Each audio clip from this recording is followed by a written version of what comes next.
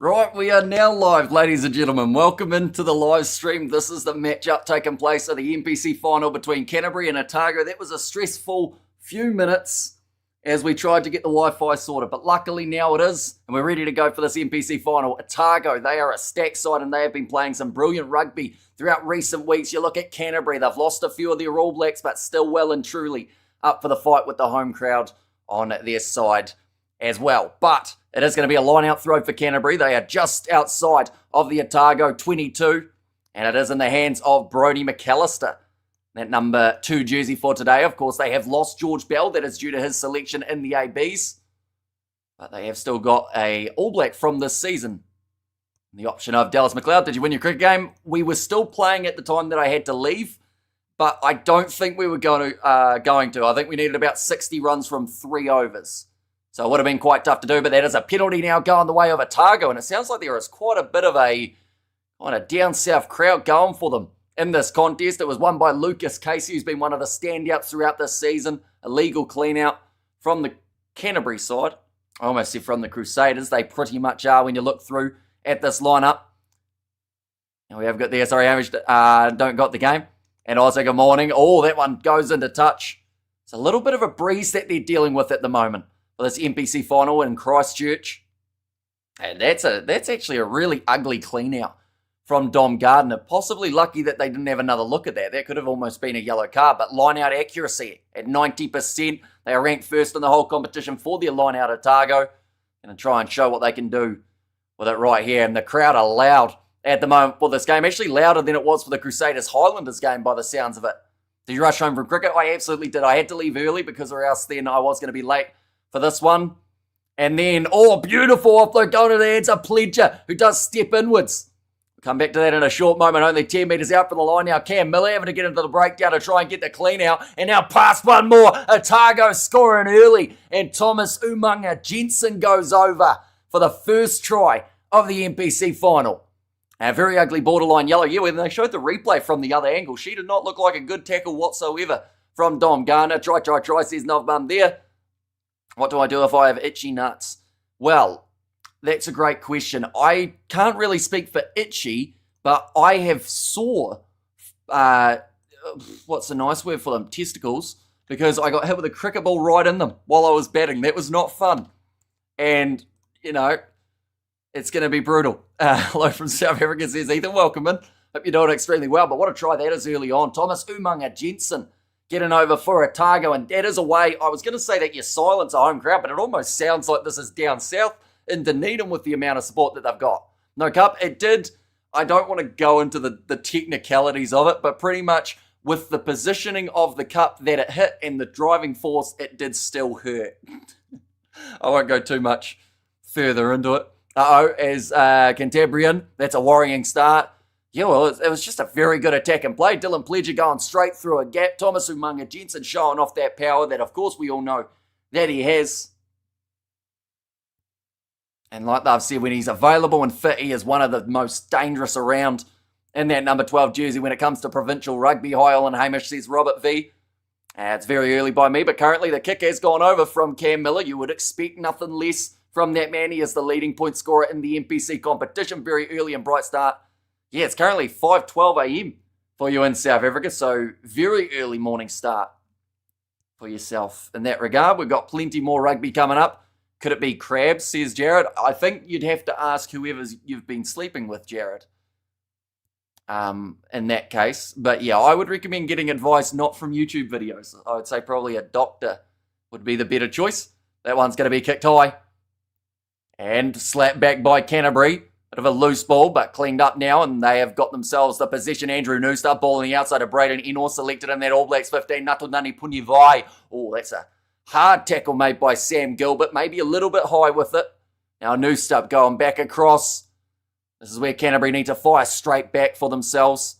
Not allow Otago to get too much of that early momentum. We are 6.5 minutes through. Pulled an all-nighter. That is very brave to do, definitely with the URC and all the other matches that are taking place later on. I think I'm going to be doing the all-nighter tonight. I don't think there'll be much of a chance of me getting any sort of sleep. Where the score? The score is right next to me. Hopefully, there we go. It's just updated itself. It was updating for me, but I have to shake my mouse so that it actually comes up on the screen. Canterbury probably tie this up. Says Jonathan. Yeah, see that they're a good enough side, and something that they've done so well throughout this year is just fire straight back. Look at that gap formed for the run up the middle from Dom Gardner, trying to sit him down. In fact, it was Jamie Hanna, ball on the outside, and now they're only 10 metres out from the line, Canterbury. So crowd and a half by the sounds of it. Now pick and go from Dallas McLeod. Can't quite get through. Looking off to the right-hand side by the looks of it. Now, another pick and go. It's going to be the advantage now. Hands down from Otago. As long as they don't drop their heads here, because or else they could find themselves conceding to the Canterburyans. 3 metres out from the line. Tom Christie lurking around the back of the breakdown. He hasn't been known for scoring tries, but he's been getting better at it in just recent seasons, not just for Canterbury, but for the Crusaders as well. Still under penalty advantage. That is a new one now from James Dolman. 1 metre out from the try line. 8 minutes in. And 13 phases back-to-back for the home side, Canterbury.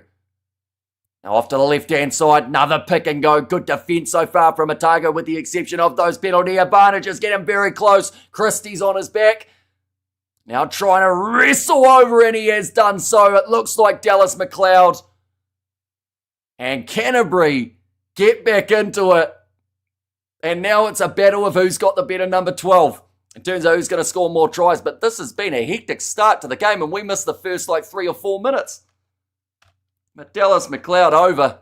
There'll be a bit of pressure on the kick here, but just a great breaking run from Jamie Hanna, tackled at the back by Sam Gilbert, playing 15 for this game, and then just repeated phases just out from the try line. Haven't showered for a week. Could this be part of the issue? I would think so, Jared.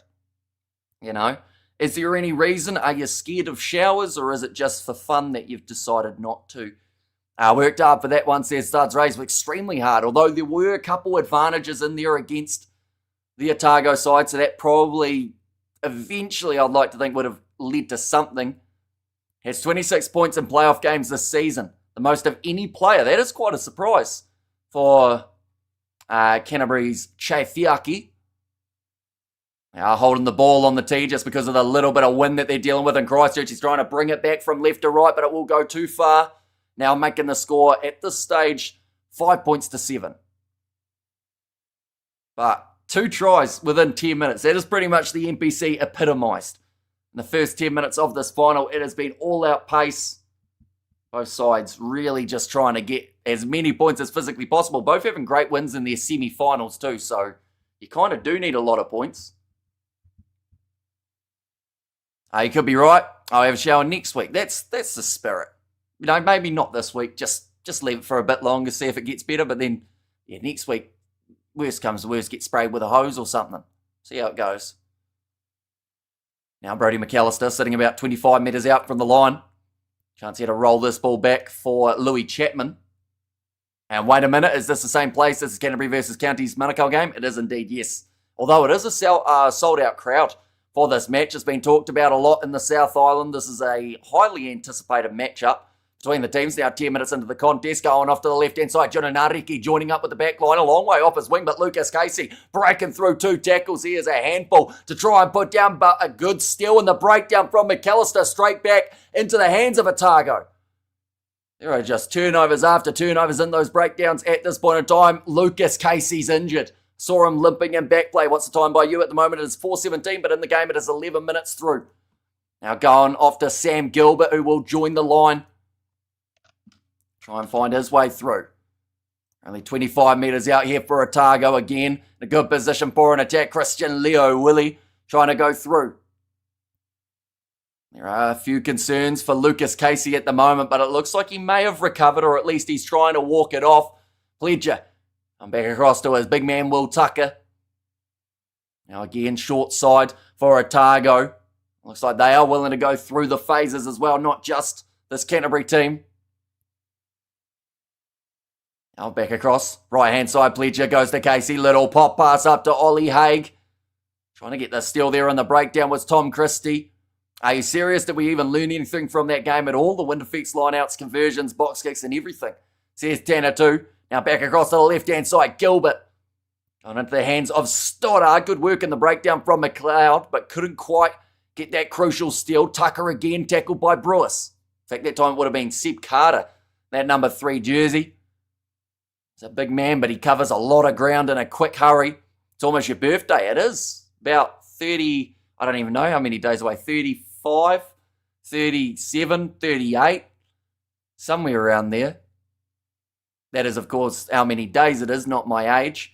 Going off to the right-hand side. Now Miller in behind, another step. Thomas Umunga Jensen, 2-man tackle on him, including Natonani Punevai, who's tied up the ball, not letting it come out. Now manages to free it up. Love this. Says Miss Baba Joe. Hopefully I said that correctly. Or is that actually Baba Joe, sorry, rather than Baba Joe with a French twang there. But now going back across. Oh, almost stripped out of the hands. Otago still 25 metres out. Guess what? They have had 19 phases in a row here. So Canterbury did have the 14 before they were able to score. Now back across to the right-hand side. Now a little offload again. Bit of a fend attempted there from Jay Broomfield. Getting himself yellow carded in last week's game. Down south, Lucas Casey, he's still taking contact, but that was another awkward fall on that knee. They're up to 21 phases in a row now. Well, it's Otago side. They just cannot break through. And Canterbury now not quite. The steal again, Pledger goes to Cam Miller. He is smashed from the side from Jamie Hanna, who wants the man of the match already. Running onto it here. It's going to be Josh Timu. Now, thought about the offload. Does avoid it. 24. We have got there, Just Joe was once a barber. Go Canterbury. And there as well. See, the last time I went to a barber, I had to get a buzz cut for a forfeit because the Springboks beat the All Blacks. But it's almost grown back. We have got the yes, not very smart with me. I still need to go to the cricket field later. Says Ethan now, little grubber attempted in behind from Pledger. That one's bouncing awkwardly and it will just, what has he done there? Tried to keep it inside the field of play. Umunga Jensen trying to go around his back, but it will go right back to where it was kicked from. This place is 10 times worse than the rain because the rain only affects the ground. And in fact, maybe it's easier to make meters because you're slipping on the ground. Says Tanner yeah, it's kind of a weird grass at Orange Theory Stadium, at Go Media. What's it called now? Apollo Project Stadium, in fact, is what it is called now. But yeah, it's very lush on top, but then it's kind of pretty compact and solid underneath. They're just showing a few watch-along angles. There are somewhere, I would assume that's in Dunedin at a guess, where there are huge amounts of Otago kits. Watching on from the pub, it looks like Dallas McLeod's done himself a little bit of a knee injury here. So while we've got the stoppage, I might as well check to see how my team went on in the cricket. They got bowled out. That's not ideal. It was going to be tough, I will mention. We have got the, your beard is uneven. It is. It's because it can't grow properly. But thanks for pointing it out. Now I will be self-conscious for the other 10 hours that we've got of streaming. We have got the where the Storm is playing. They are playing at Benetton's home ground, so they're playing in Italy for the match. Currently 14 minutes in. I better update the time while we're at it, while we've got this little bit of an opportunity. We have got their fantastic defence, Canterbury. Otago need to rethink, says Studs Race. Yeah, see, it's going to be a little tricky part to try and find that gap in Canterbury's defence. Because early on, it was because of just that extra little bit of a break. It was a bit quicker. And then now, once the defence is set, it seems to be very hard to get through. And stick with it, says Seth. See, the other option that I was looking at is possibly shaving it again. Or not shaving it, but trimming it and then hoping for the best. That's pretty much what I do with every bit of hair. Not really, just the hair on top and the face. Now going off to the right-hand side, round the halfway line for Otago. Little pop pass up from Abraham Pulley. Pledger, again going off to the right-hand side. Otago, got a dangerous back line. Low tackle made on Cam Miller by Tom Christie.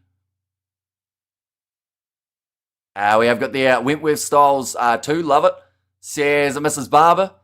Wasn't Wentworth like an all-female prison? Did they have a similar beard to mine? That would be impressive. Or is it like the buzz cut, I guess? Now a little step there. Will Tucker goes through. Tell you what, she's a good day to be a lock for a line break in this final.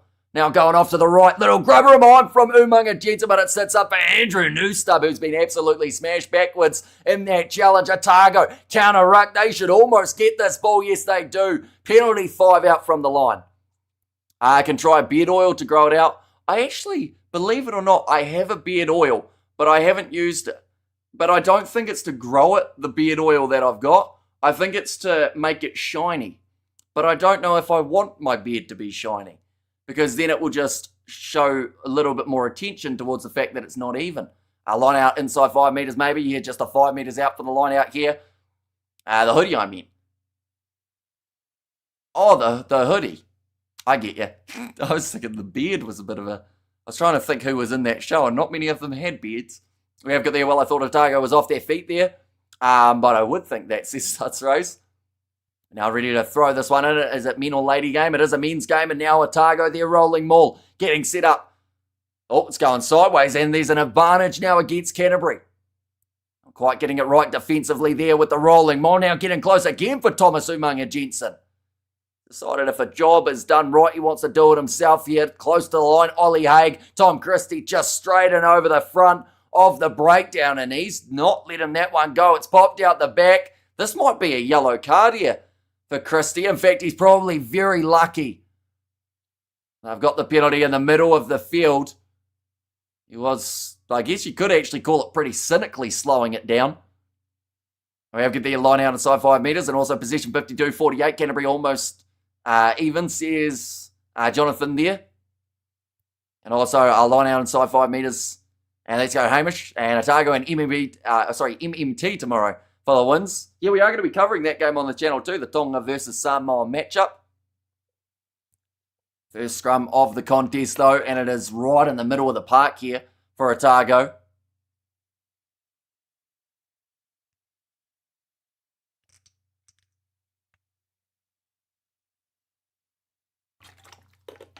Yes, it says in a light. I assume that's to do with the league, maybe. Pack weight's 900 for Otago, 906 for Canterbury. Wait a minute, when is Japan versus Australia? That starts at 6:50. And vodka, says Miss Barber. But now a little step there, Leo Willie, just short of the try line for Otago.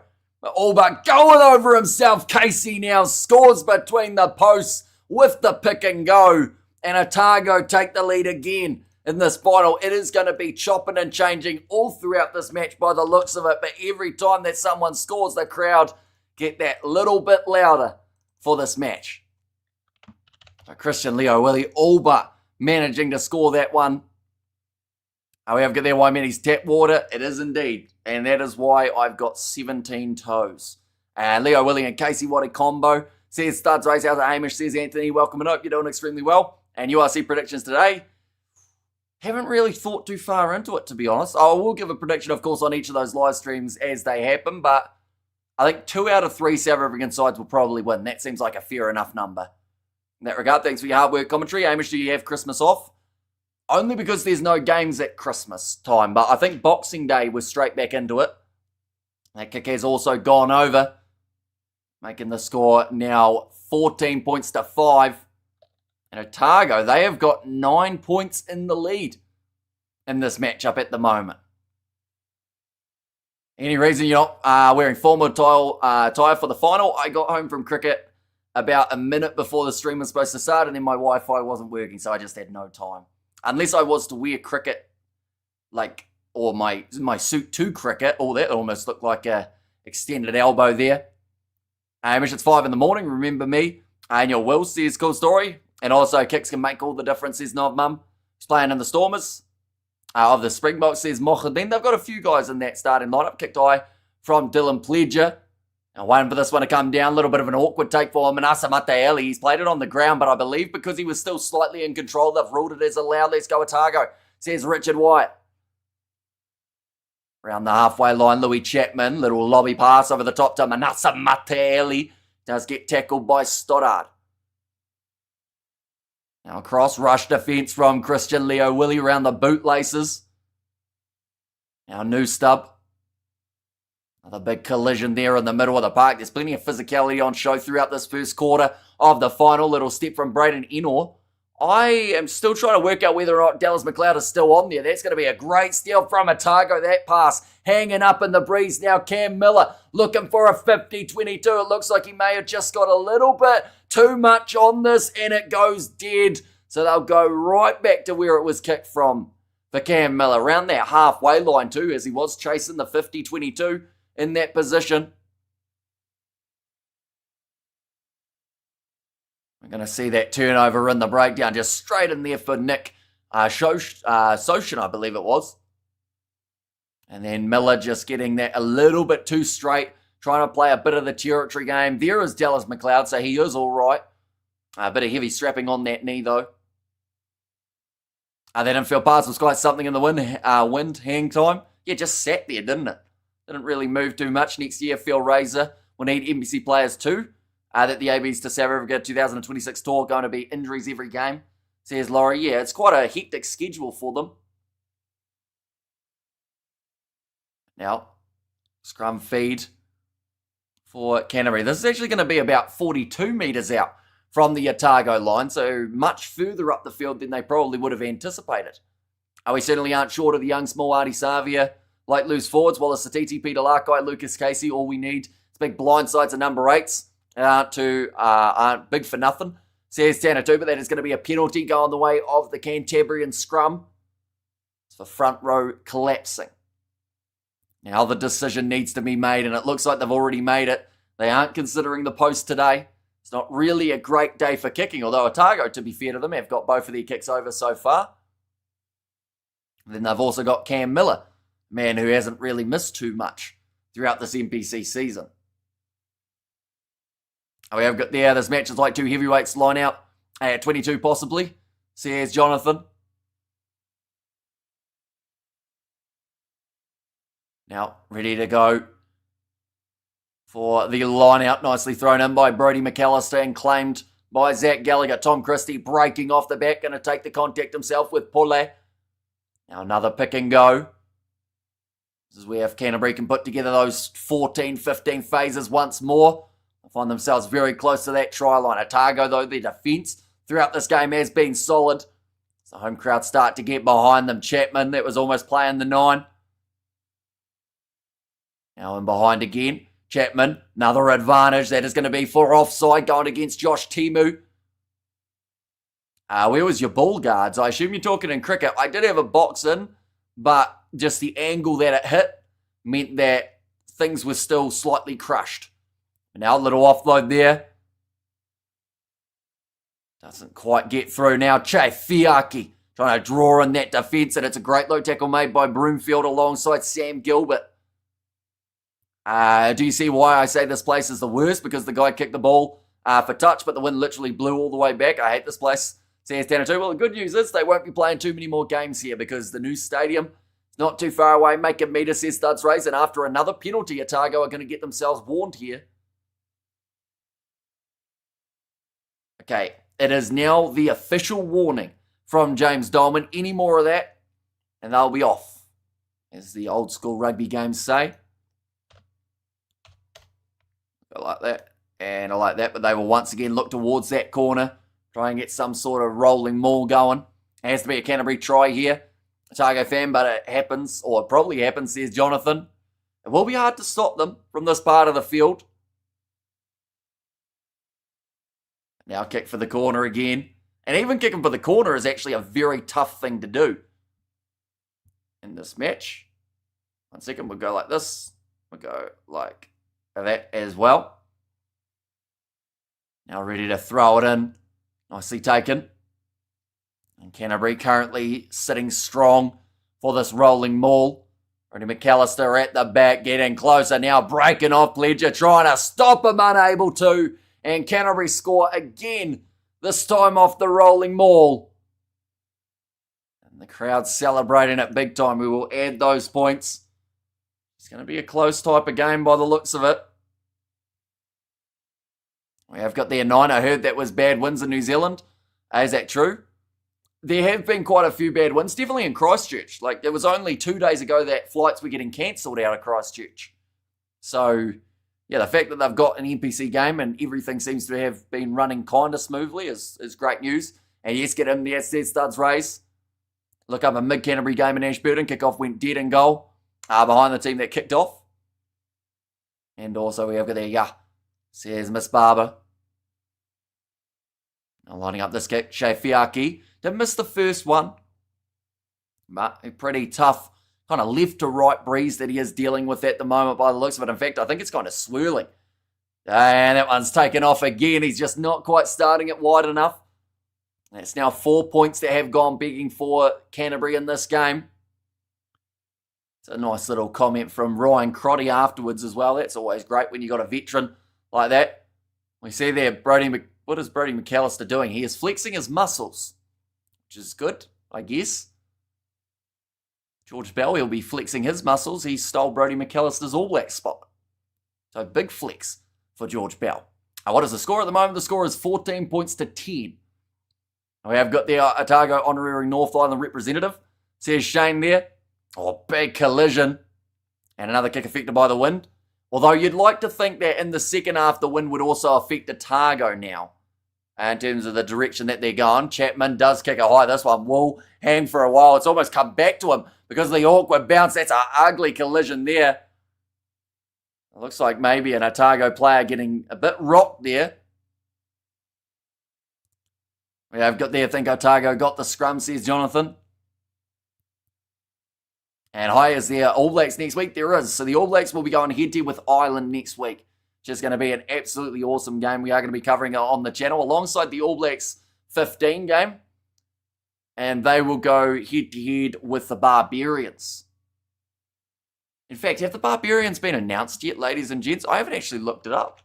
They wouldn't have to be a mile away from Barbarians Rugby. What we got? While we've got another stoppage. Team news. Any sort of announcement? Will you be streaming Samoa versus Tonga? We will indeed. I kind of want to do Australia versus Samoa as well beforehand, but I'm not too sure whether or not I will be awake, but I'm definitely going to be awake for that matchup taking place between the Samoans as well as Tonga MMT. We're definitely going to have to keep an eye on it. Do let me know, who do you think will win? I think that, both sides are going to have a pretty good crack at each other, as they always do. Cheers, bro, says Brother T. Right, is this the update? Oh, no, this is all-time Barbarians. Still a bit more of a stoppage. Barbarians, what would you search? Barbarians Rugby Instagram. They put it up on there. They're normally pretty late with it, though. They like to keep it secret. Samoa by 12. Okay, so you're thinking Samoa going to fire back in. Themselves a nice big win. To be fair, up against New Zealand, they could have won that game too, couldn't they? Like with those couple handling errors at the end, it certainly hurt them. All knock on their mistake made by Canterbury. It means that Otago, after not being able to win that scrum, have now got themselves a scrum of their own. Battle of Luai versus Isaiah will determine the win, says Lowry. Yeah, see, Luai, I don't think was as busy in that first match up against the Kiwis as I expected him to be. Which may sound harsh because I know that at times it was pretty tough going for Samoa. They actually built into that game a lot better though as the match wore on. Like they went from making maybe 30, 40 metres per set to getting right up to around that 50 and 60. I've got there, I win it early. I don't wait for Canterbury to do the burying late, and Pledger had to do a blindside flanker's job there, says Studs Race. I hope your man who is okay. And Canterbury just have to weather the storm early in this game because the wind doesn't seem to be on our side. Or on their side, sorry, says Tanner. And that's going to be a scrum reset here. A bit of conversation going on for the front rowers, as there normally is in these type of matches. Of course, neither of them will feel like they were wrong in this scenario. Sam Gilbert, he is closing in on the 50 matches for Otago, but he is heading off to Connacht in the near future to get the opportunity. So that means the Highlanders will not have Sam Gilbert this next season. However, there, my birthday is tomorrow, says Ethan Hooker. Is that tomorrow South African time, or tomorrow is in like, I guess it's the same thing, isn't it? Because it's currently early morning, so you're like Monday for us here in New Zealand, but it must be the 26th, is it, your birthday? Oh, and again, far side. A few troubles at the moment when it comes to that scrum. to 28 minutes through the contest. We might as well, waiting for the scrum, add it up to 30. Okay, James Dolman just saying we need to have a gap at scrum time, which they don't seem to want to have. Currently the 4-point lead here for Otago in this NPC final. These two sides could argue have been the best of everyone in the competition. Otago lost it again. So here's Jonathan. We see the Otago points scored per quarter. They have been the most busy in their 20 to 40 minute period. I love hearing the crowd. Haven't noticed the DJ at all. See his studs race. Yeah, they've been loud and proud at the moment in this match. And by the sounds of it, it's about 50-50 split, which is pretty awesome.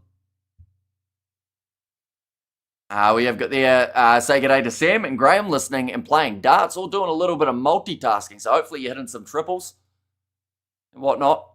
I used to be terrible at darts, and now I'm slightly less terrible at darts. That's about as far as my story goes. Grab a hooker for your birthday, hooker. Just came to me, says Shane. And 9 years on Sunday the 26th. Now scrum feed here for Dylan Pledger.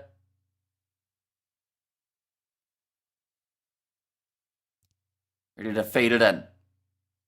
Pledger going off to the left-hand side. Big collision there. Thomas Umunga Jensen. Now, straightening run from Sam Gill, but again, they find themselves 30 metres out from the line. A Otago mistake comes from Lucas Casey. A rare error from the youngster. And it does give Canterbury the scrum again. We're pretty much in that same position on the field, and we have been for the past 5 minutes or so. No one's really moving. It's all just situated right there, waiting for that next big play to happen.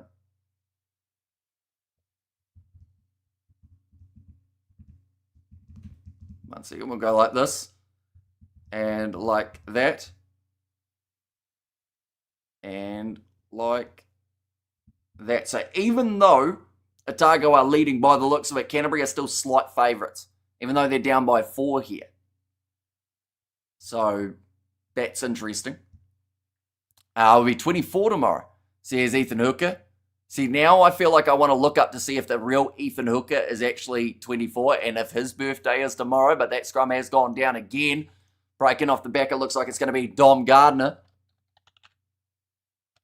At the moment, just those 4 points separating these two sides. See, the real Ethan Hooker is only 22. Now breaking the line, little pass on the inside. Around the halfway line, take from Louis Chapman. Now Braden Enor, pick and go. The slowing of the game helps Cantabs. CSR's race. They are normally a side that love to come into a contest late, so it won't be the end of the world if there are a few stoppages throughout this one. Now new stub. Skip pass goes into the hands of Seb Calder. Now Chapman again. Cross to Chafiaki. Oh, bit of a mistake there from the pass, but it has been knocked on again from Otago. And again, we are in that same position having that scrum.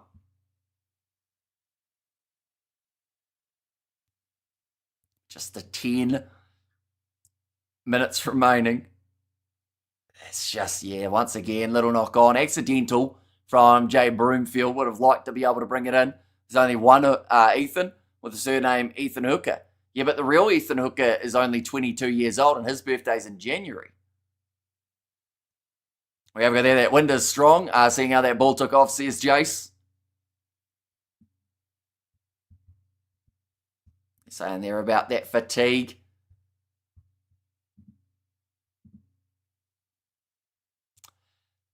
I'm trying to work out, because Otago, they finished matches pretty well. They've had 200 points in their second halves of NPC rugby. So they are no slouches when it comes to a late victory either, and they actually ran away with their last contest in similar fashion to what Canterbury did. These two sides winning by a very similar margin. And last week's semi-finals, Chapman going off to the right-hand side.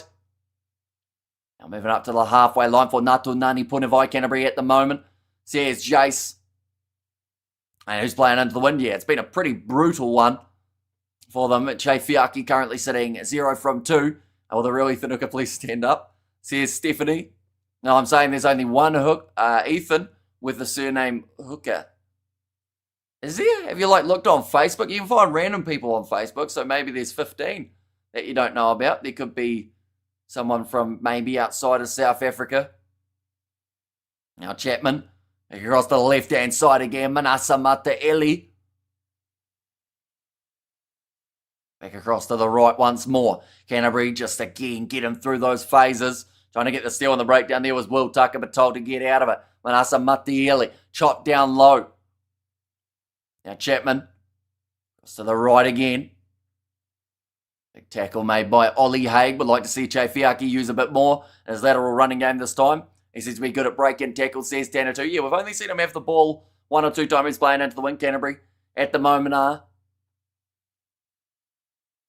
now, popped it in behind Brewers. Chaifiaki stepped there from Manasa Mataeli. We've got a new channel member. And there as well, thank you very much, Mrs. Barber now. Or, sorry, Miss Barber, I should say. That one's going to be knocked on. And Zero, my autocorrect is bugging out. I'm saying there is multiple Ethan Hookers. Okay. But you did claim that you were on the plane with the Springboks because you were coming back from Australia. Otago is usually solid last 7 minutes, except the Waikato extra time match. Says Jonathan. Yeah, so it's a tricky one, isn't it? Because both of these sides, at this pace, someone's going to slow down. But then at the same time, you're in a final, so you've done everything throughout the season to make sure that you are there at the end. And this is now your opportunity. So I feel like that will drive the players a little bit more. Some great benches available for both teams as well. But again, another stoppage here due to an injury and also due to a bit of a drinks break by the looks of it. Finals had me in a chokehold. Says Katzenell there. You're currently very close between these two sides. 14 points to 10. They're just saying there about how 4 points is not enough for Otago. But it could be. Possession's currently 50-50 in this matchup. Territory's 50-50. There is nothing split in these two sides except for those two missed kicks from Chaifiaki.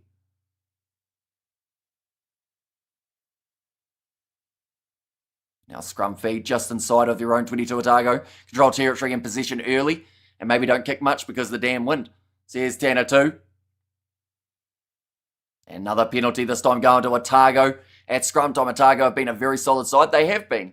Like Canterbury are always expected to do quite well. But Otago, I would say, have been that little bit of a dark horse throughout this competition. The fact that they've also got the Ramfurly Shield at the moment too.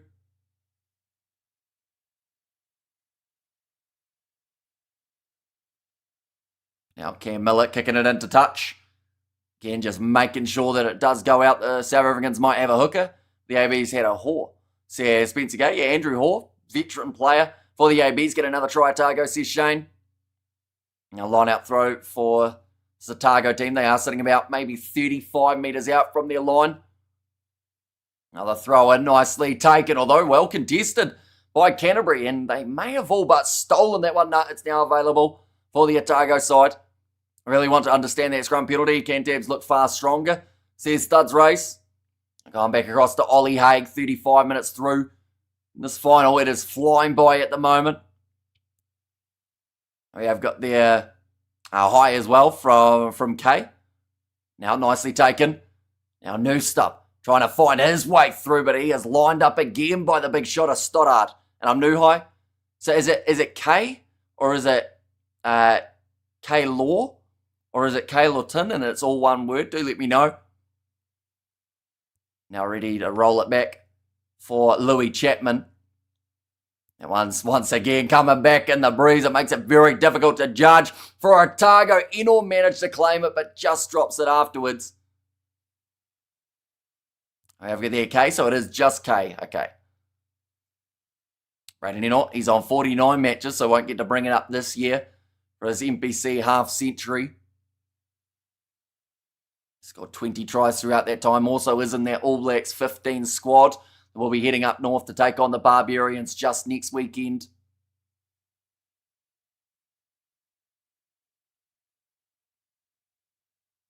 There we go. And there we go. We have won 25 of 33 NPC finals in terms of the home sides. So that's quite impressive. And I hope all those people and families doing troubles with the strong winds are doing all right. Says Brother T, yeah, it was pretty brutal in certain regions. I know that we avoided most of it here, but up north, kind of that north of Christchurch, and then also there's flooding going on and fires too, so It's all happening, but yeah, hopefully everyone is recovering and is safe. That's going to be another penalty at scrum time in favour of Otago. This time going against Seb Calder. Now just the 3 minutes remaining in this first half. I will mention there are plenty more games that are taking place a little bit later on, including the matchup, but not limited to, Japan versus Australia. That one is kicking off in around 2 hours' time. Going to be covering that one on the channel too. And maybe take a 3 here, only because of the clock. Difficult call, says Jonathan. Yeah, to be fair, he probably have the distance from 60 metres out due to the wind that they are dealing with. Yep, I'm watching the Kiwi final, never mind. You beat that's Moricus, says Shane, and I'm now a member updated Canterbury lover, says Joe there. Oh yeah, so you've not only have you changed your name, but you changed your profile, but you've been very busy in the last kind of 5 or so minutes. I'm watching with my ears, says Shane. And no cricket today. I did play cricket earlier on. I had to leave slightly early, but our team were batting second, so it worked quite well. I got my bat in, and then with about 5 overs to go, I had to leave.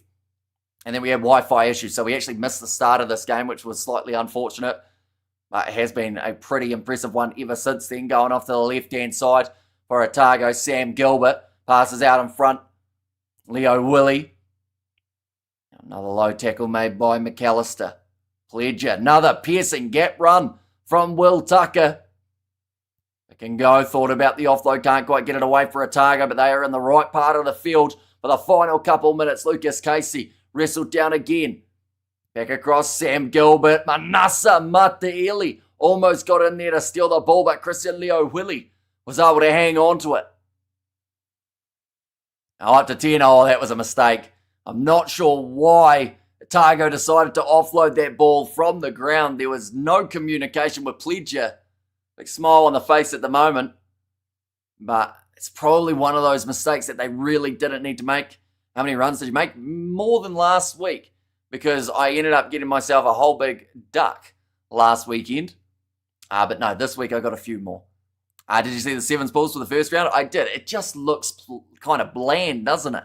Without sides like Samoa, without Kenya, it just doesn't seem like the actual sevens, but it is now because we've only got 8 sides consistently playing each other. Otago bad play will regret it, says Jonathan. Yeah, it was a golden opportunity right where they were. You see what I mean? If they weather the storm early, they can use the second half as an advantage because of the wind. Came off his face, not a knock on, but accidental offside, says Studs raised there. Now ready for the scrum, Louis Chapman. Feed this ball in. Only 30 seconds left in the first half, so I doubt that they will do anything too substantial here. Oh, penalty for Canterbury. That will help. We're probably just looking to go 2 or so phases and then the ball into touch, but earning a bit more of an opportunity now. Okay, James Dolman saying he's seeing some elbows down, so that is why the penalties are coming thick and fast at the moment against both sides.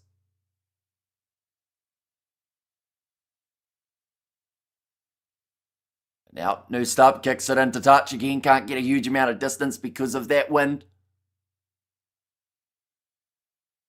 Do you see the women's changes for next year for our Black Ferns? No, I haven't actually seen anything about it. What changes are there? 5 handling errors at the moment for Otago. That's something they would like to change throughout the second half period. Taken by Canterbury now, 40 metres out from their line. Tom Christie kicks it into touch. Interesting. They'll accept 4 points down at the moment. They obviously feel confident that they can come back into it. Can Otago stay in this? I think that they'll be certainly strong throughout that second half. And in a way, you'd actually say Canterbury kicking that ball out with a 4-point deficit is actually more beneficial than probably anything that could have happened afterwards for Otago, with the exception of maybe stealing that ball. We have good there, don't worry. Also made that mistake getting a duck, but I made up with getting a stump. I'll pick you later on in the year, says Kiwi Rob. And coffee time, 5 a.m. in the UK. Otago need to keep it tight in the second half, says Jace.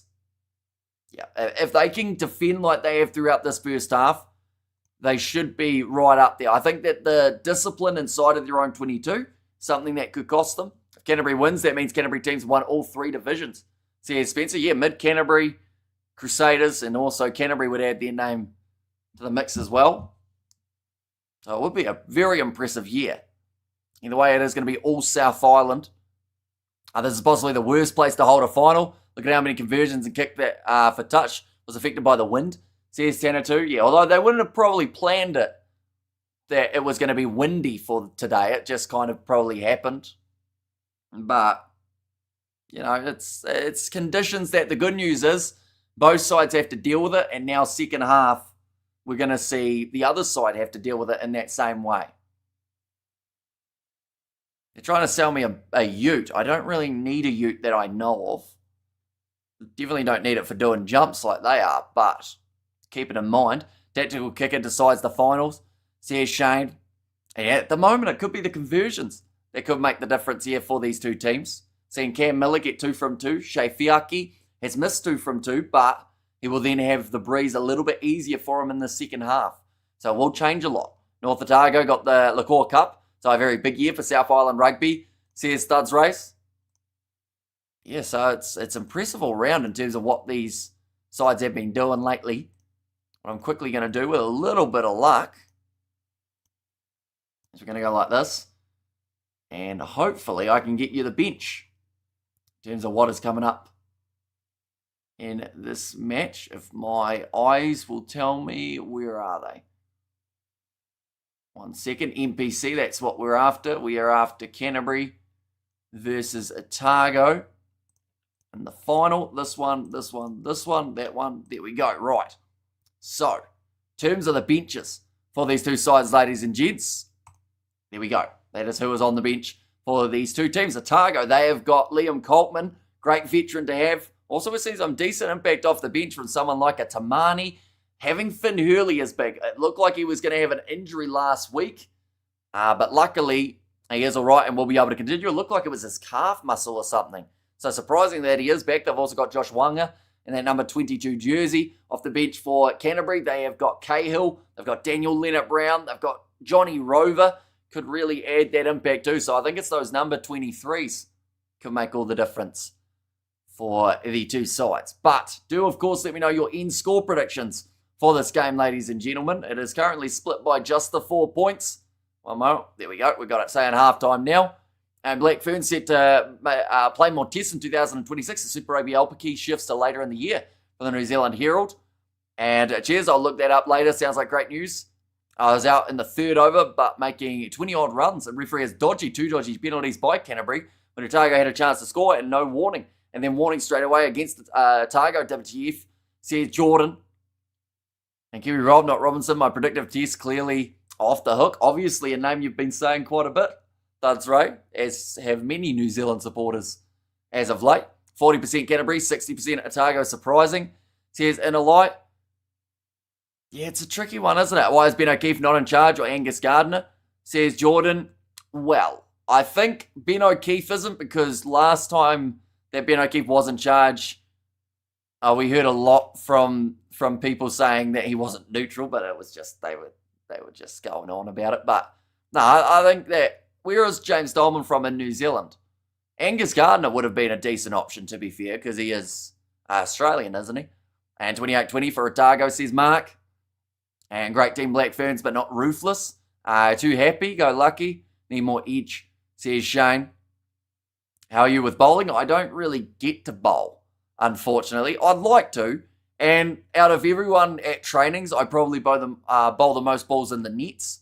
But something about an actual match, they don't bowl me. So I'm a net bowler.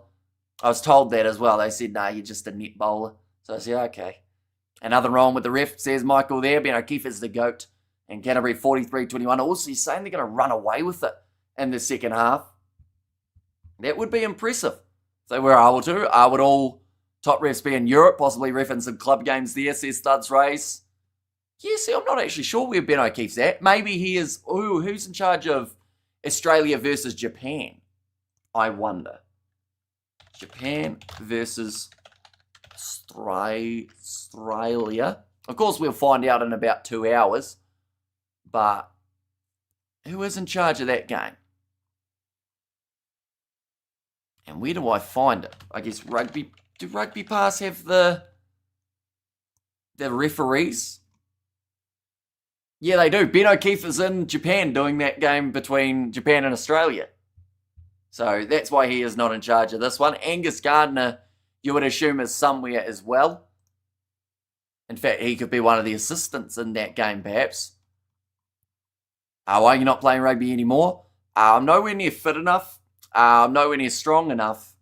And my Saturdays are normally quite busy. Even playing cricket at times is a little bit 50-50 in terms of if I've got time to. But, yeah, it just doesn't work in with the schedule. And we have got there, following the confirmation of the new WXV Global Series, the Black Ferns will play 10 tests next year, and a move that sees Super Rugby Aupiki shift to later in the year. Says Kiwi Rob. They're just showing there that Tom Christie, at the moment, he is someone who some are backing to be able to score himself a try. There's a website that publishes all appointments. Just to look it up a lot before placing a bet. Says Studs Race. Oh, it's the NPC mascot race. So there's the Wellington Lions in there. I'm sure I actually saw the South Canterbury mascot, I believe, and that might actually be, tell you what, there's a lot of them. There are teams in the NPC, and then there are also teams in the Heartland Championship. Oh, someone went very early. That was Tasman. He can't see. He's got a donkey's head on. Oh, no, sorry, he's actually a shark. Oh, and a little bit early. South Canterbury going quick. They've actually got two options. Looks like Canterbury are going to win, and South Canterbury are going to come second in the mascot race. Oh, we have got there was everyone in here picking a win. Says Jason Hamilton. It seems to be quite 50-50 at the moment. It looks like maybe the Canterbury mascot has just done his hammy as well, so that is not ideal.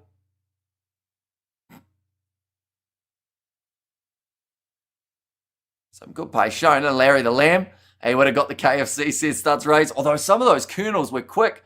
We were timing them throughout the halftime breaks of Super Rugby. And one of them was quicker than like an Olympic sprinter. So that was impressive. Who was the ref for the Springbok and Japan match? No idea at this point, but we will know hopefully a little bit closer to the time. But currently 14 points to 10, not too far away from the second half starting up for this matchup, ladies and gents. But yeah, we've got plenty more coming up. We are doing that match between Australia and Japan. When does the next game of Union start? 6:50 today is when it is going to be happening. So that is in an hour and 50 minutes time for that next contest. So I will be covering that one on the channel. Then from there, we've got about a 4-hour break, somewhere around there. And then it is 3 games of the URC. Then I'll be doing a recording with someone afterwards. And then, rugby league later on. PNG versus Cook Island start at the finish of this. Yeah, sadly it does overlap with that Japan versus Australia game. I would have actually loved to be able to cover that match on the channel as well. Larry the Lamb did his shank, ironically enough, says Jason. How can you get a donkey and a shark confused? Says Ethan Hooker. Well, it was from quite the distance away. So everything looks similar from far enough away. But second half just about to start up for these two sides. Do let me know who you think will be able to run away with this one, ladies and gents. Plenty of great options in the very near future for potential try scorers in this contest. Canterbury with the wind and excellent defence. But Otago won the round fairly shield into the wind a few weeks ago here. That is true. We actually did end up covering that one on the channel. But, yeah, this game for me feels far from over because the thing is, Canterbury have to get their kicks over because it only takes one more kick and that's the equivalent of a try that you haven't scored. So, Chafiaki, a lot of pressure on him. It actually had the stat that he has got the most of any player in terms of playoff games this year for points. Nariki really seems to have it at all except height, says Shane. Yeah. And also avoiding injuries. That's something he hasn't had the best run of recent times for Jonah Nariki. Go like that. And like that. And like that. Currently, in terms of the betting odds, ladies and gents, for this matchup. It's pretty close. Otago are considered as slight underdogs, $1.90 compared to $1.82. So they're pretty much picking it as a pick-em type of game. We have there, why you're not wearing a suit for this final, Hamish? Because I got home from cricket about 2 minutes before kickoff, because I had to leave early to be able to make it. And then also my Wi-Fi wasn't working, so I didn't have time to really change. I just chucked a hoodie on. And yeah, that's why. We just ran out of time because I was playing cricket. I think it means more to Otago, so hopefully that extra desire will bring them home. Fiaki to kick 360-metre penalties with the wind. Says Michael, yeah, as long as they're ticking over those points, they haven't been able to use that three-pointer as an option throughout this first half. But we've seen a few penalties going against Otago.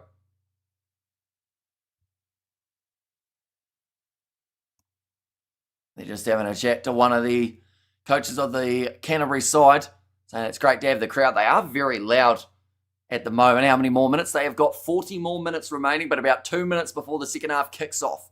Normally when they're at that interview stage, you're pretty close to getting back underway. Is there a game of ODI on today? New Zealand playing England in the ODI, or is that tomorrow? Versus England ODI. Is that today? Or is that tomorrow? That's tomorrow at 2 p.m. Never mind. And Hell Yeah Otago says, I love the Brizzy Broncos. And Canterbury will utilise the win. That's dangerous. How's Pledger been? He's been solid enough. And that number 9 jersey, I think that the locks have actually been pretty impressive in terms of the amount of breaks that we've seen from them. But a couple of those passes have come from Pledger to the hands of Will Tucker. But both sides back out on the field, ladies and gents. 40 minutes more of NPC rugby for 2025. And isn't cricket always rained out in New Zealand at this time of year? Pretty much, yeah. 2 games out of the 3 for the T20s got rained out. And the ODI, the weather's not actually looking that flash tomorrow either for Christchurch. So there's a chance that it might be slightly affected in that regard. England, India versus Australia playing ODI. That may be who I was thinking of playing today. That's is it their second or their third ODI, Jace? I think it's the second, isn't it? Or no, it might actually be third. Their first game, I think, was affected by a bit of rain too. Now, Gilbert on off to Cam Miller. He's someone who we didn't say anywhere near enough in the first half. Pledger been looking to score. He has had a couple sniping runs. He's been doing a lot of work, though, in the breakdowns throughout this contest. Aussie are 2-0 up. Says Jay, so it is the third match, and South Africa's playing Australian Women's Cricket World Cup. Yeah, they're playing tonight at 10 p.m. New Zealand time, aren't they? Rolling it back now, Pledger. Going for the box kick downfield. And once again, holding up in the breeze, but Otago doing very nicely to keep that ball alive. I see the first All Blacks game is against Ireland. They've beaten us there. I think the All Blacks will have to be on their A game. What do you think? Yeah, I think they'll have to play pretty well to be able to get past the Irish. It's going to be a great game either way. New Zealand cricket, I just have no say to when they play top tier nations. It's totally unfair. So here's JP Travels. Yeah, because it's just not the right time of year to play cricket, is it? Like, if it was during the day, maybe, but not those nighttime games. They just don't get any chance of getting through them. Now, ball in the hands of Canterbury. So they sit 25 metres out from the line. Dom Gardner crashing forward. It's like a couple players. Are they wrestling? Yeah, they're doing a little bit of chopping and changing in terms of positions. Bit of grappling on the far side of the field. That ball's going to pop out for Chapman. To the hands of Tom Christie. Offload again now to Finley Brewis. Those two finished fighting. Yes, they have on the far side. I'd love to know who it actually was. The Prodigy, the Pledger. So here's Shane there now. Back across Chapman to 9 phases in a row for Canterbury again. Both sides solid in defence. Chapman tried to go for the little sniper. It's going to be the knock-on advantage, is it? Yes. And scrum feed now awarded to Canterbury. Oh, a little bit of extra pushing and shoving now as well, as you would expect. I think that was Tom Christie getting smacked by Wingham. Now we have got there, that's because India dictates pretty much the entire international world at the moment. And this match probably goes down to the last possession. Yeah, well, first half, there was one point where it was 50-50 possession and then 50-50 territory. But, yeah, other than that, like, the stats are still, yeah, they're pretty even at the moment. No one's really running away with it. So, could go either way. Right, Sam Gilbert and Dallas McLeod were the two having a little bit of a scuffle on the far side.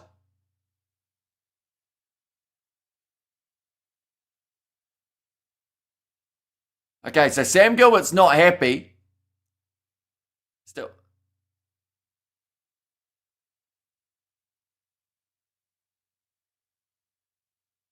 Okay, so Sam Gilbert's pretty much been told, don't retaliate when you get your head stomped on. Or whatever it was that he was complaining about. He said he got hit in the back of the head by something. And he said, tell them not to stand on my head or don't, hit me in the back of the head. James Dolman said, oh yes, but control your anger,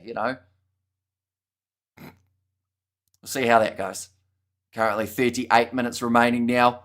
This NPC final. Still going to go down to the wire by the looks of it. Currently only the 4 points separating these two sides. Ball's going to be fed in by Louis Chapman.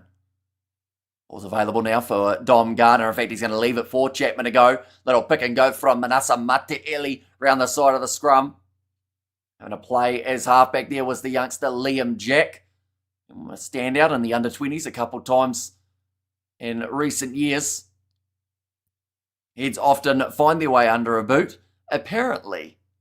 Which is not ideal, because I'd assume that would probably hurt if you get stood on in any position, let alone your head.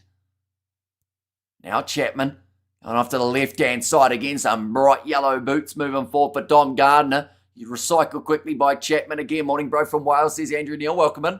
You're doing very well. We are covering a game involving a Welsh side a little bit later on. Shea Fiaki with the fin going on the outside to Natunane Punivai. Jonanariki, though, in the breakdown, wins the turnover for Otago. Miller, fantastic one-on-one tackle.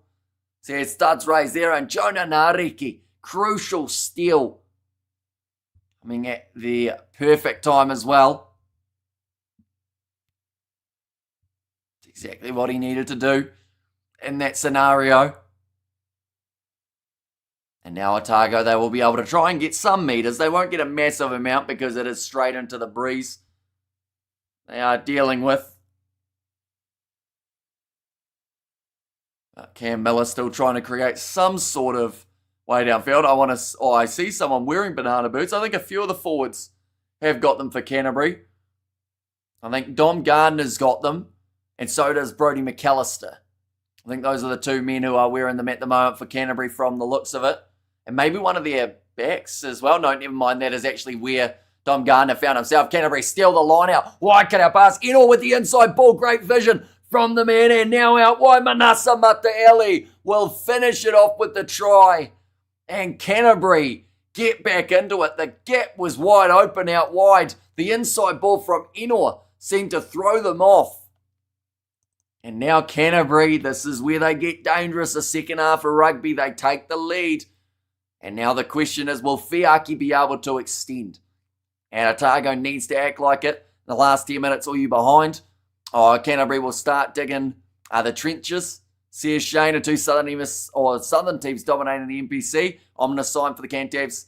Says Michael there, but the wide cut-out pass from Tom Christie. That's a great ball from Braden Eno. So it would have been very tricky for him to be able to shovel it on the outside from that angle. Manasa Mate'eli. Just a slightly missed tackle there, shorter line. Eno McLeod, connection worked wonders there. Says Studs Race certainly did. Perhaps it's something we'll see for the New Zealand 15. Now Fiaki, not the easiest kick that he has got. Everything's been from the sideline. This one's 46 metres out, and now he's got to deal with the wind going from right to left a little bit here. And this time, tell you what, he's got it. And it's gone over, so a much nicer angle. Little bit of banter, I will call it, going on in the stands. One man pulling the fingers at another man who obviously said that Fiaki would miss. We have there and got the kick, says Jace. So yeah, now making the score after the 45 minutes. It's at 17-14, a 3-point lead at the moment for Canterbury. Going to take a big effort, of course, for Otago and Christchurch to be able to get the job done, but they have done it before. We saw the Ramfurly Shield match. If you aren't leading, the play you're chasing, says Shane. I guess that's That's technically true, yes. Louis Chapman rolling this one back. Someone getting told that they were offside. Just want to quickly check what the score was last time these two sides played. It was 38-36. And I just want to have a quick look. Otago were down by 10 points. In fact, they were down by 15 points at 53 minutes gone. And they came back to win it. Knock on from Jonah Nariki will not help though. Now breaking the line. Dallas McLeod breaks through another tackle. Passes on the outside, but Nariki is there for the interception. And Otago back with their hands on the ball once more. Ledger gone back infield to Rowan Wingham. Yeah, that is an interesting one. They also got a yellow card in the later stages of that game, Otago. Throughout that last quarter of the game, scoring 17 unanswered points. So this game's far from over. Now pick and go, Louis Chapman going with the step. Tell you what, they may need 17 points. Great tackle made by Cam Miller. Manasa Mataeli, I should say. Does get it away to guard. Now Otago was playing into the wind in that one too. Says studs raised now back across. Che Fiaki thought about a kick, but instead will take the contact. I see Liam Coltman. He's made his way onto the field. Short ball from Chapman. Both sides having some really impressive phase play throughout this match. Now some shouting going on. Across to the left-hand side yet again now. Pick and go, little off though, round the back. There was some skill from the big man, Seb Calder. It almost led to a try-scoring opportunity down the wing. Being told to use it again. A collision there, 5 metres out from the line for Otago. A lot of space to work with. Pledger's going to go back into the pocket here. In fact, he's going to kick it himself. Felt like he had the better angle. Decent kick downfield. Gets them to about maybe 15 metres out from the line, which is honestly about as much as you can really get with that wind. Otago wasted the first half. Says in a light, but just the pace being shown by Louis Chapman. Again, that last-ditch tackle made by Cam Miller was phenomenal. And that flick round the back, it was actually Liam Jack rather than Seb Calder to get that flick pass away. That's so stupid that the Wales Stadium has a closed roof. Why? And now ready to throw this one in. Nicely taken. Now going back around, McAllister passes to Gardner, who slips into the challenge. See there that Tamani has made his way onto the field. That is for Haig. Off to the left-hand side, shoveling it on. And hands from Hannah, goes to his locking teammate and Liam Jack. Short side Chapman. And a couple extra metres with that drive. Pick and go again from Tom Christie. And that breakdown, almost able to rip it away, but not quite. Now again looking for that pick and go. Otago told to get out of it there with Christian Leo Willie, who now looks like he's having a bit of a wrestle with one of the Canterbury players too. It's taken a little while to get up to here for Christian Leo Willie. 5 metres out from the line though, Canterbury in a good position.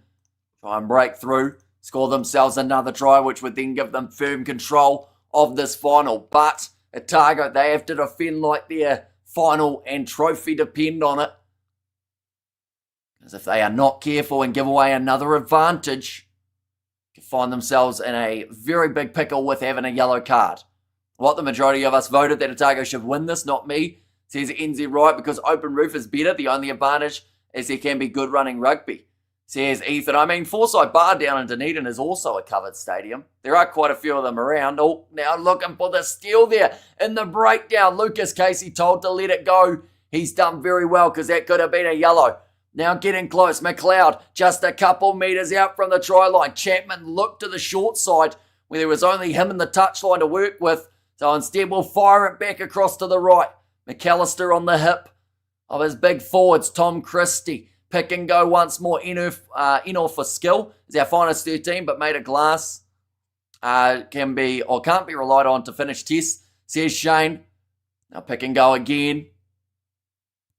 Being told to stay behind the hindmost foot. Chapman with the short ball. This going to Braden Ennor. 5 metres out. Chapman again finds Newstub. Space there. Fiaki steps and can't get round the Cam Miller defence. Chapman one more. Passed on the outside. Ennor goes in for the try. Braden Ennor scores it.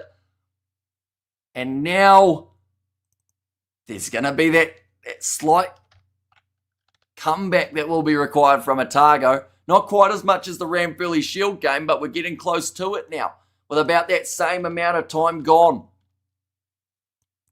Braden Ennor thoroughly deserved that try, just bumping out of challenges there. And Otago looks small. That Wales crowd against the Springboks going to be definitely without closed roof. Roof says Ethan Hooker. And that was well done from Andrew Newstub too. He actually kind of pulled out of going for that ball. Might be check. Might be a legal clear out with the shoulder. Yeah, could be looked at. Maybe. Let's see, we'll go like this. We go like that as well. There we go. Now Chefiaki gets another kick over. These are all valuable points adding up. Now a 10-point lead for Canterbury at home. I have to keep on mentioning that NPC game that was also a Ranfurly Shield match. And Otago allowing Kant to throw the ball about. Missing too many tackles. Says Jace, a nice weathering the storm. And the first half was crucial because the wind was on their side. And now that they're on the left field, or fired their kicks and conversions will be, or field their kicks and conversions will be easier. Can't see Otago winning this now. But I am hoping they'll prove me wrong, says NZ Riot. Now nicely taken. Canterbury with the ball in hand again. Like I said, at this point in time, last time these two sides played, Otago were down by 15. The refs judge says Kit there.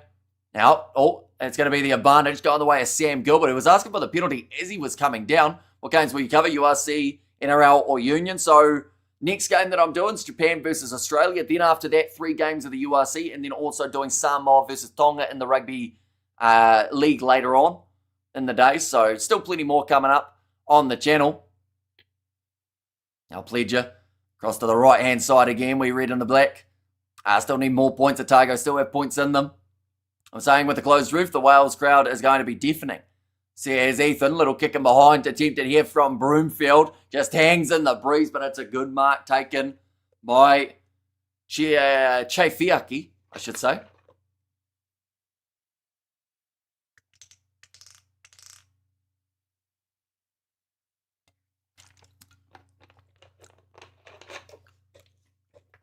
Okay, it sounds like they did have the advantage, but they didn't really get much of an advantage. It was kicked in behind and then it was gone. Wherever there, geez, that was, or was that actually advantage? Yeah, it was a very quick one. That is for sure. Oh, here we go. Otago were trailing by 10 points at the 55-minute mark in the 2025 Ranfurly Shield Challenge. Are all these games on your scheduled live streams? Not yet. The only other game that I've got scheduled is Australia versus Japan, but I will have about an hour's break in between these matches. That was not straight from Otago, and that hurts them. But yeah, in terms of like scheduling those other, I'll schedule 3 streams, which will be the URC ones. But they are just Lions, Ulster. In fact, it was a 4-pass, sorry, as well as, or rather than the not straight. But yeah, Ulster versus Lions, Sharks versus Scarlets, and also Benetton versus Stormers. Those are the 3 that I will be covering. But now, Josh Vanga will make his way onto the field. That is replacing Josh Timu. And go Canterbury. Says Kit there too. Now up to 56 minutes. It's going quick in this contest. It will be feeling like minutes are taking seconds for Otago here as this game slowly slips away from them. We've got our country has a bit of wind, or has been a bit windy lately. Says NZ Riot.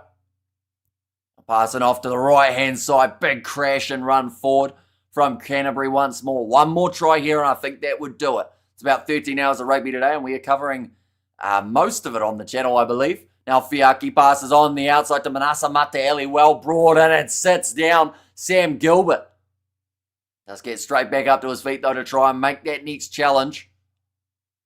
Now Chapman cross again into that busy loose forward trio. Gallagher the one with the ball. Good miff from Boyd Dallas McLeod.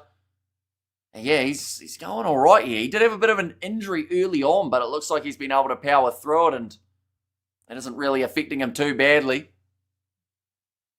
Louis Chapman playing his 50th NPC game today, although it's not for Canterbury, it's only his 11th. He's had the 39 for the Tasman Marcos as well. Now Liam Coltman, line out throw, 24 metres out from their own line here, Otago.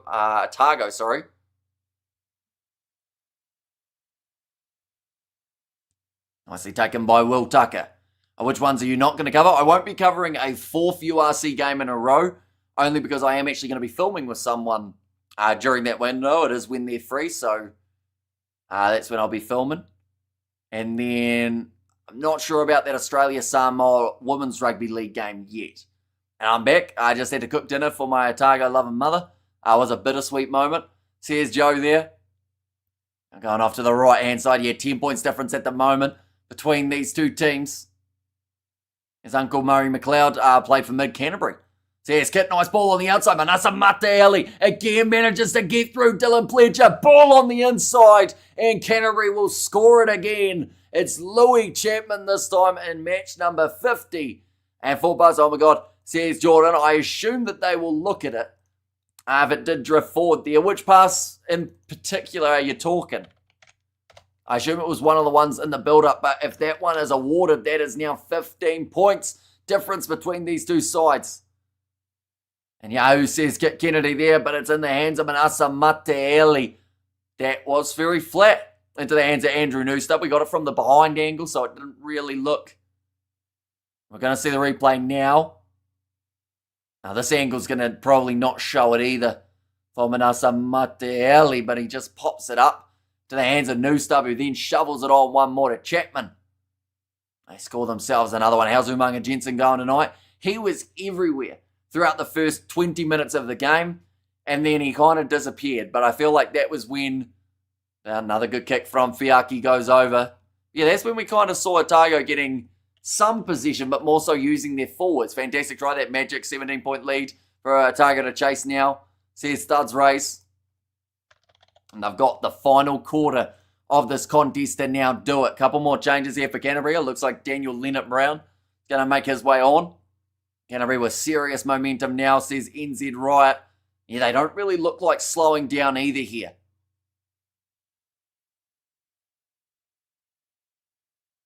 Finn Hurley will make his way onto the field. That is for Broomfield. See the Otago and the Canterbury flags in the background are fully blowing in the breeze. I think Otago sunk, says Kit, although I feel like they've still got something in them here.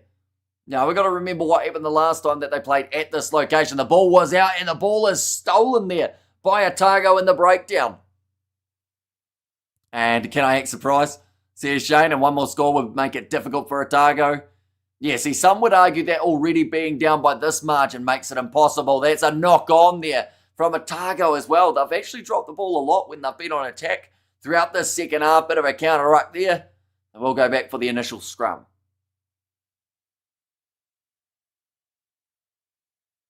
Now you can see that frustration on the face.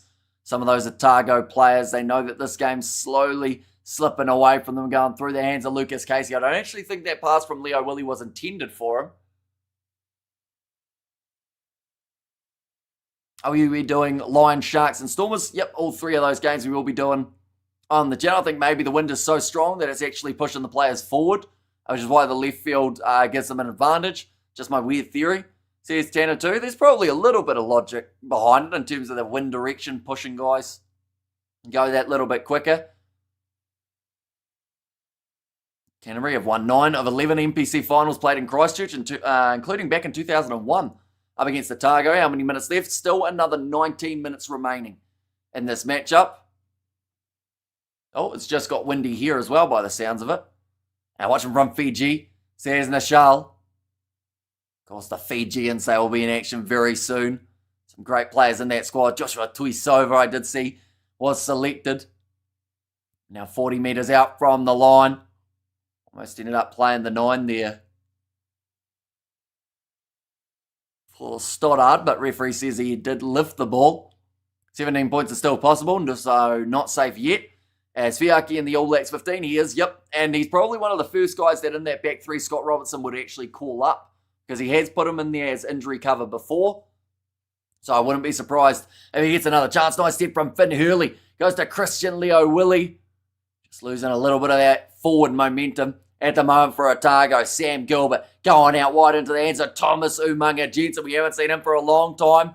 Offloaded back infield off the tackle of Fiaki. Now Liam Coltman. And he is the veteran. Gets something rolling here. Off to the left-hand side again. Hurley, that looked close to 4, but if it's not, Josh Wanga will be just short of the try line. Now Pledger looking for the pass short. Goes to Liam Coltman, I think it was, or at least it was someone with the headgear. And Otago are now back in it. They might just have to check that pass to make sure that it went backwards. But if it did, it's a very good try to have. I think that's Harry Taylor by the looks of it. And what a tackle from Piaki, says Tanner too. But yeah, the offload going into the hands of Josh Wanga. And then just short of the line. Pledger makes the right choice. In fact, no, sorry, it was Benjamin Lopez who did score. I just caught the number 17 on his back. Yeah, I remember he was in the UABs but didn't play. And he's a gun. He can play 10, 12, 13 wing fullback and kicks goals, says Lumi. And where's your like for the best Kiwi lad in the world, says Shane. Anyone who is new, of course, be sure to leave a like and subscribe. Chance here for Cam Miller. Now, from this half, in terms of this end of the field, no one has got a kick over as of yet. But if anyone was going to, it would be Cam Miller. We're hearing a little bit of booing from the Canterbury locals. And Miller says, I don't care if you're going to boo me, because I'll still get it over anyway. Now, putting it back to a 10-point difference between these two sides, like it's been mentioned, plenty of time remaining, still over 15 minutes. Who made that pass? Hurley. That was insane vision. So the one right near the line was Dylan Pledger. The offload, I think, was Finn Hurley. You see in Dunedin, there is big celebrations at the moment. And Canterbury says Kit Kennedy, and also just a 10 points difference now. Says Tanner 2, nicely taken by Jonah Nariki, as the sun is still out. It's a very nice day in Christchurch, with the exception of that wind. Coming up, Otago, says Roland Moore Media. Yeah, they've started the comeback. Now they've got to finish it off. Cam Miller from inside of his own 22. Gets it down towards the halfway line. Nice take from Chefiaki, and he is chopped down. And a tackle and a half from Benjamin Lopez. Up to the halfway line here for Canterbury. Come on, Otago. Come on, Canterbury. Says Michelle. Seems to be a pretty even split at the moment. So do let me know, ladies and gents. Who are you going for in this match? We'll see whether or not it is fully 50-50. That one's going to go into touch from the kick and behind from Canterbury. About 25 metres out from the line. Otago now will have themselves the chance of a line out. And what's our African games we covered today? We're covering the 3 that you talked about, the Lions, Sharks and Stormers games. And come on, Otago, make it count, says Luke. And 2 more tries for Canterbury, please, says Nishal. It is certainly a high-scoring one between these two sides. And make it work to be champs, says Shane. Nicely stolen against the feed. It means that Canterbury now are back with the ball in hand here. And off to the right-hand side, more pressure by Canterbury right now. Now trying to break through was Dallas McLeod, but Umunga Jensen on him. Told to get out of it once more. To the right-hand side. Let's get past again. And a low tackle made. Another phase, just time after time. Canterbury have hardly dropped the ball, actually, now that I think about it. Throughout the second half, we've seen a couple times where Otago have been on attack where they haven't been able to hang on. Now, Umunga Jensen wanted the steal once again, just can't quite do it. And Gus Brown, still there. I didn't hear my wife. I was lagging a bit, says Ethan. Now Tom Christie. Tackled again. And this seems like at the moment for Canterbury, they aren't really in much of a hurry here. Phase after phase inside of the opposition 22. Waiting for the advantage, I think, is the go at the moment for this Canterbury home side. Jay Fiaki. Tackled in a two-man by Gilbert. As well as it would have been Stoddard. Where are you again, bro, says Brother T. I'm pretty much smack bang between Christchurch and Dunedin, like pretty much exactly middle of the way. Like you could head 10 minutes south and you'd be in Otago. You head 10 minutes north and you're in Canterbury. And currently, technically, I'm on the in the Canterbury region. But yeah, you don't have to go far before you're into North Otago and that kind of region. The work rate of these Canterbury players, they complement each other so well, and I want Otago to win. But it would be an upset to do that versus the home team. But now up to 19 phases in a row here for Canterbury, just continuing to get around those breakdowns. 1 or 2 meters is all they're getting, but that's all they need at this point in time if they can keep on working their way towards the line. Great defence at the moment from Otago. Normally when I say that, someone gets themselves offside. Hopefully that's not going to be the case here. I thought you was in the Waikato, says Brother T, so not quite. No, wrong island. I do want to go to Waikato at some stage though, but I'm not sure what to do when I'm there. So that's my only problem. I'm just too indecisive. 5 meters out from the line, Canterbury up to 26 phases. This is either going to be make or break for Otago. If they can get a turnover here, it'll be a huge confidence booster. But if they concede, that's the advantage that Canterbury were after. They can continue going phase after phase. The run forth from Dom Gardner. Louis Chapman, pick and go from the 9. He's knocked it on. And that will go back now for the penalty. This is where Canterbury can go for the jugular. Only 12 minutes remaining. How's the weather for you?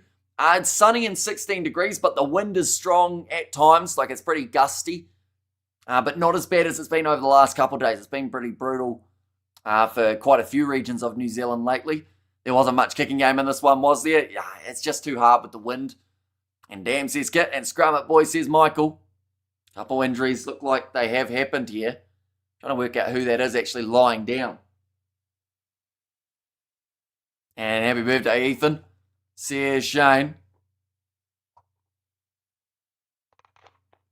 Just talking about the impact we have seen off of the bench.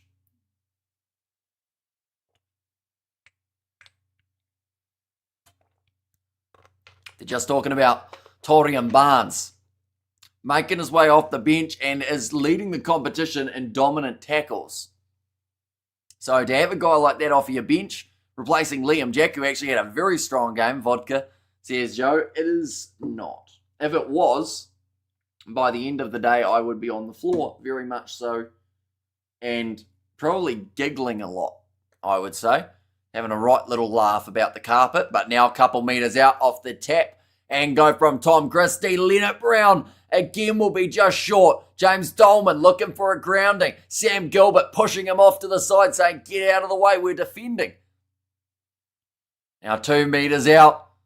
Looks like another pick and go opportunity here. No advantage against Otago.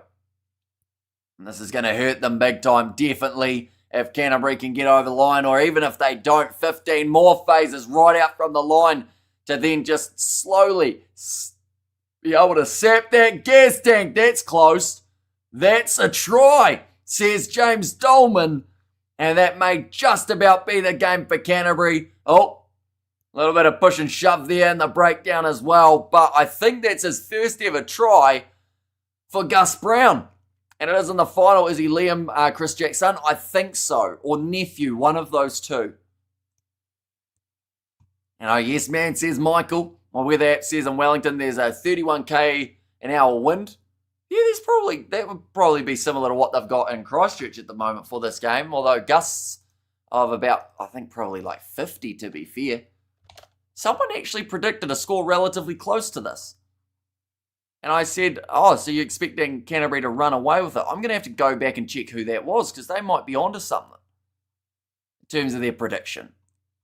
I think it was around, yeah, there it is, 43-21. He might be bang on the money. That one's missed, so it means one more converted try, and it would be exactly that score. We have there, damn, this Canterbury team is wanting to suffocate Otago. It's reminding me of the Crusaders versus Chiefs final, says Tanner too. Morning, Hamish. It's early here in Cape Town. Says Ruth. Yeah, nice early morning start for you guys in South Africa. We've got plenty more coming up in the near future, though. In terms of Australia, they're going head-to-head with the Japanese just around the corner. And it is not like the Australia A side or anything like that. It is their international sides going head-to-head. One's going to be kicked off. Has just gone the 10 metres. Otago have got themselves the knock-on advantage, but they've got 10 minutes to make up 15 points. Now, it's a pretty tough milestone or a pretty tough margin to have to deal with here. Now, yes, Canterbury says a maze in there too. Now, passed out wide. The hands of Josh Whanga, trying to cut back inwards. Offloads to Gilbert. Now, Pledger goes to Tucker. What is the score at the moment? The score is 36-21 after 70 minutes.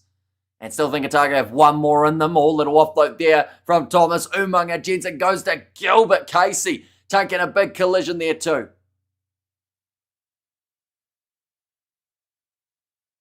Now Pledger. And Canterbury class outfit. Says Ruth. And one more Canterbury please.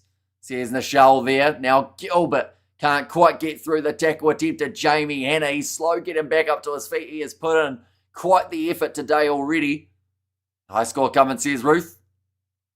Back across to the right-hand side. Cam Miller. Skip pass over the top. Chance now. Josh Whanga tried to put it on the inside. But it's another knock-on from Otago. As soon as they get into that 22, it just seems to be stock standard or almost compulsory in the second half for them to then drop the ball. Shane, yay, lovely morning, says Ruth there.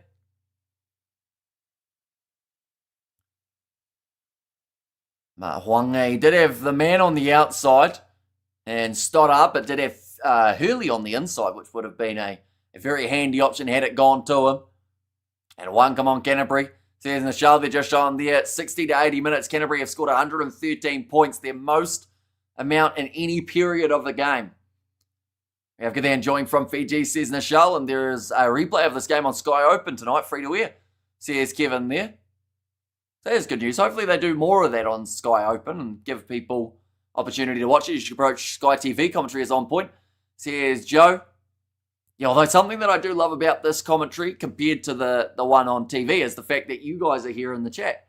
It means that we can have the conversations all about the game as well as random stuff. And tell you what, for those late night streams, it does get very random.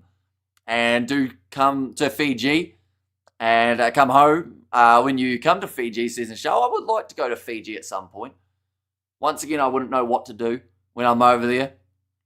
And Hamish in prediction, 65-35 Canterbury, says Ruth. It may be a little bit high, Ruth. Maybe with the 7 minutes remaining. Should be showing the game, though, says Hunter. Sadly, it's illegal, though. So, I like not being in jail. So, that's the reasoning behind it. It's the whole thing of if I could and it wasn't illegal, I 100% would be. But because Sky have the rights and any match footage or audio gets you banned off YouTube for 3 months, it's just not worth it. Because or else then, it's like for 5 seconds of viewing, and then you have to find a new stream anyway. Now, breaking the line, that looked a little bit too high. Now sitting 40 metres out from the line. Back across to the left-hand side for Liam Coltman, 42 out. We've got the new member of Spencer as well. Thank you very much. Greatly appreciated. And I should mention you're pretty much on point with your score prediction of Canterbury. Score one more time. Now pick and go again from Tamani. Another drop ball from Otago. So the compulsory one has come again. And kick downfield from Canterbury. It's gone out on the full. Wait, what does the score says, Ethan? At the moment, 74 minutes through, 36-21. Under Sterling, you should... know the rules, says Shane. Jail's fun though, that's where I met my husband, says Alumi. Yeah, I'm sure you meet some great people in there. But it's just, I'm sure I get bored very quickly in terms of what to do. This is Zach Gallagher's last game before he goes to Japan. What a talent, man. He's been a beast this season, big loss of talent, says Tanner too. Just showing there, Auckland have got themselves 17 NPC titles. Canterbury have won 14. With this one, it would be number 15, Jamie Hanna, gets a big round of applause from the crowd. He has had quite the game out there on the park. The early break of the line. He's certainly done his job in the locking duo. Canterbury are now smothering Otago on the clock. which is not on Otago's side. And that one's going to be a free kick going the way of Otago. Bit of an early push there from the Canterbury forward pack. Another pick and go. This time coming from Liam Coltman. Although I backed the Cantabs to win. I'm fascinated by Otago's performance this season, says Ski. Yeah, they've been really solid. And to be fair, either of these sides, had they won, would have been thoroughly deserving of taking out the title. They have been 1 and 2 pretty much throughout the whole season. They've had some great battles, close games for both of them. Christian Leo Willie with the pick and go. About 15 metres out, 5 metres from the far touchline for Otago.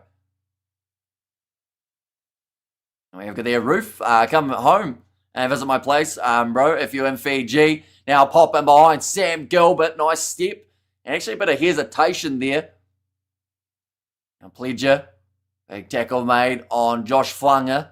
Now Jonah Nariki trying to show off his step, but he's dragged down again by some brilliant Canterbury defence. And I think that has been the difference a little bit. The clinical handling in the second half, and also just the way that they've been able to defend. Tom Christie gets the turnover 5 metres out from their own line there. That is a massive one. What's your takeaway from the Auckland sides this season?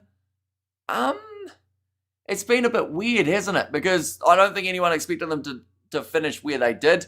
Counties got better as the season wore on. In terms of those sides up that way. But yeah, Auckland were a bit lackluster. They had some great players in there, but just couldn't really click, which is a bit of a concern. But now, Liam Coltman throws the ball in once again. 2-leg tackle. Would have been Nick Hyde. Now currently 3.5 minutes left. This one's slipping away from Otago. The least that they will want to do is lose this by less than 10. Will look a lot better on the score sheet and for the confidence here for the Otago boys. Currently 15 points down. Mad NPC season though, the result looked predictable. But if you watch the game's madness, says Studs Rays, yeah, we've seen every single favourite get themselves the win in all games of playoff rugby. Nariki down the wing scores. So they'll get themselves one extra here for Otago. Does just seem like it's too little too late here. They'll still be 10 points down. The thing is, though, because there is a chance of a draw, you know, there's still half a chance, I guess. It would be very impressive if it somehow happened. But now, kicking chance. Finn Hurley, the man striking it, does get it over. Made it look easy too with that kick from the tough end of the field. So that is going to make now 8 points the difference. Oh, sorry, it is a 10-point game, I should say, isn't it? How many points is it? No, sorry, an 8-point game. Go like that. Go like that. And we will go like that. I tell you what, this time, the clock here says Studs Rays and 10 points in 5 minutes, says Jace. It's happened before, but can it happen here for Otago? And we see here Canterbury, they are getting booed by almost, this sounds like the whole crowd, but I assume it's just the Otago supporters. They are in no hurry to get back to the halfway line. Used up an extra 30 seconds there just walking at a methodical and slow pace. Kicking it off. The real winner is the South Island. Says Sebastian taking Otago inside of their own 22 here. 90 seconds left on the clock. Now Nariki, skip pass out wide. Bit of a rough one there, but it's actually really well handled by Josh Flanger. Kick downfield from Finn Hurley. Bit of a risk. It's bouncing into the hands of Canterbury, and that may have been the last chance. 60-metre penalty from Fiaki. Now, Tom Christie. Just the 1 minute now left on the clock. And Shane, we have Wellington and Western Cape. A beautiful mountainous and farming scenic area. Penalty to Otago. Just doing the maths there. 60 seconds left. They've taken the quick tap. They know that they have to score before the final hooter. And in that case, they probably even have to say that they don't even want to take on the 3 points. Or sorry, the 2 points. Now Nariki, little step again. 45 seconds remaining. Are we going to see anything cynical from Canterbury here to slow it down? They didn't have to because Otago dropped it anyway. Kick downfield from, I believe it was the replacement, and Tyson Bellworthy. Now another step from Finn Hurley. 25 seconds remaining. The time is ticking over far too fast for Otago. And by the looks of it, another turnover in the breakdown. They've been clinical in that department, Canterbury, for today. And now they just need a couple more phases before they'll be able to put that ball into touch and take a 8-point win in the NPC final. And why did you kick it? Says Studs Race. Yeah, like he was 22 metres out from his line, but they still look like they would have had enough forward momentum to at least get going a little bit there. Speaking of which, do they still do the North Island, South Island spectacle? Sadly not, but I wish they would because that was a brilliant game. The first time and only time that it happened. The ball is available at the back of the ruck for Canterbury. It's popped out on the side of Otago, but that was illegal in the breakdown. And Canterbury, all they have to do is tap this ball, put it into touch, and they will win this game. And nice game ticking over and sounds exciting. Sorry I missed the first half, says Ruth. If it makes you feel better, Ruth, I missed the first 3 minutes of this game. They let Tom Christie kick it into touch as well. The skipper finishes the job. And Canterbury win the NPC for 2025 in front of a sold-out Christchurch crowd.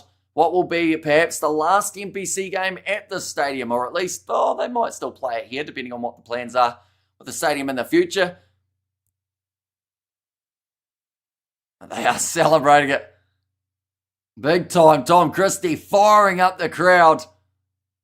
And Canterbury get the job done. But yeah, every single game of playoff rugby was won by the favourites. The quarterfinals, the semi-finals, and the finals. But it has certainly been an unpredictable one. Who did North Otago beat in the final? Did they face Thames Valley in their final? I could be wrong, though. But, yeah, entertaining game. We've got an hour, ladies and gents, till the next game does kick off, I should say, and roll on next season, says Jace. And also, it's official. Zach Gallagher is off to Japan. For me, he's my player of the year, says Tanner too.